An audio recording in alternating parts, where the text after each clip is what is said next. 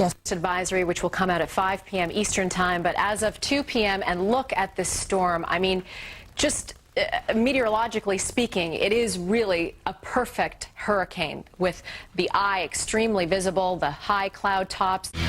Ladies and gentlemen, this is not a test. This is the real deal. Where are these people going to go? There have been evacuation orders in the form of a blend of mandatory and also some voluntary orders. But for the most part here, at least downtown at this hour, it seems like many people are going to just take their chance. And even though the mayor of the city has said this is a big test, this is the real deal, it seems that many people down here in Jackson Square at this hour have chosen not to deal with things at all, or at least at this point in time. In front of the show bar with 3 dogs. It looks like the afternoon walk is on and passing a glass of water around, it looks like. What are you guys doing? Oh, you're live on Fox News Channel. What are you doing? Walking our dogs. Why are you still here? I'm just curious. God, it's none of your fucking business. Hello? Anybody? We'd like to be rescued, please. Any day now. Why haven't they come for us? I don't know.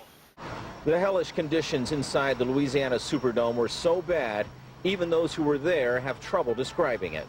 Many of our members have said it was worse than the Ground Zero experience in New York. Thousands of evacuees sought refuge in that shelter of last resort, only to be subjected to an unspeakable breakdown of law and order. There was no power, air conditioning, water. Thousands were stranded in wretched conditions. The toilets were overflowing onto the floors, and all of that stuff contributed to the general chaos and lawlessness. It was truly apocalyptic.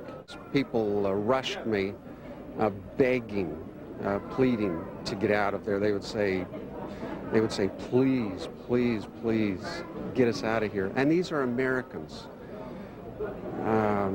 These are human beings that had lost everything, and they felt like prisoners.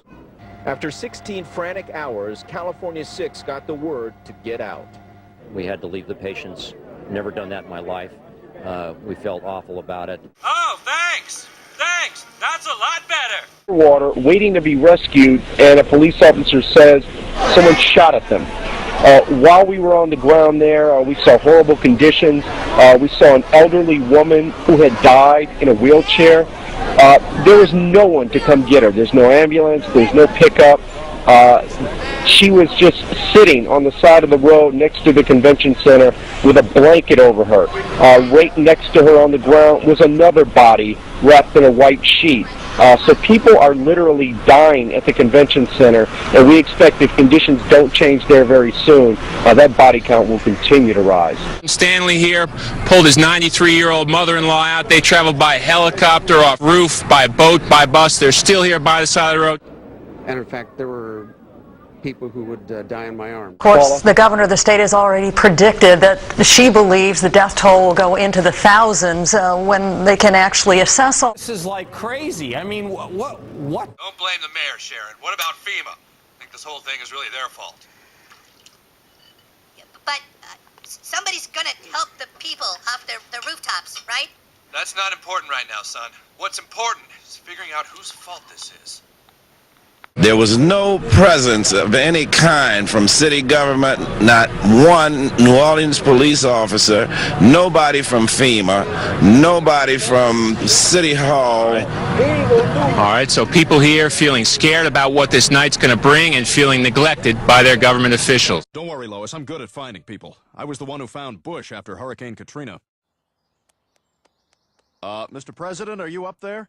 Go away! Sir, there's a disaster in New Orleans. I'm reading Super Fudge. You gotta come down and deal with this. Don't make me do stuff. Just saw a boat come back with some of our patients, and we're being told that all the patients that were just evacuated in the second wave are coming back to the hospital because the place of higher ground to which the patients were taken did not have the expected transport for patients to the next phase of the evacuation. It's just hard for me to believe that this is America.